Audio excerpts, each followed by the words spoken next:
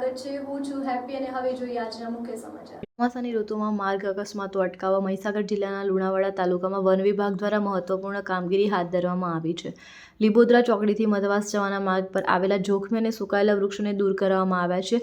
મહીસાગર જિલ્લાના લુણાવાડા તાલુકાના લીંબોદરા ચોકડીથી મધવાસ જવાના માર્ગ પર ચોમાસાને ધ્યાનમાં રાખીને જોખમી અને સુકાયેલા વૃક્ષો દૂર કરવાની કામગીરી હાથ ધરવામાં આવી હતી। આ કામગીરી RFO RV પટેલના માર્ગદર્શન હેઠળ ઘોલાના Palla round forest SJ round અને વનરક્ષક PV બારૈયાની હાજરીમાં પૂર્ણ કરવામાં આવી હતી।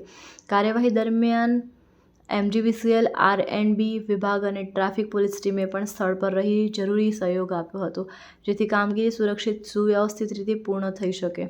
વન વિભાગના જણાવ્યા અનુસાર ચોમાસા દરમિયાન માર્ગ પર અકસ્માતો અને જાનહાનિ ટાળવાના હેતુથી લુણાવાડા રેન્જ વિસ્તારમાં જોખમી વૃક્ષો દૂર કરવાની કામગીરી આગામી દિવસોમાં પણ સતત ચાલુ રહેશે। રિપોર્ટર વીરભદ્રસિંહ સિસોદિયા, લુણાવાડા, મહીસાગર।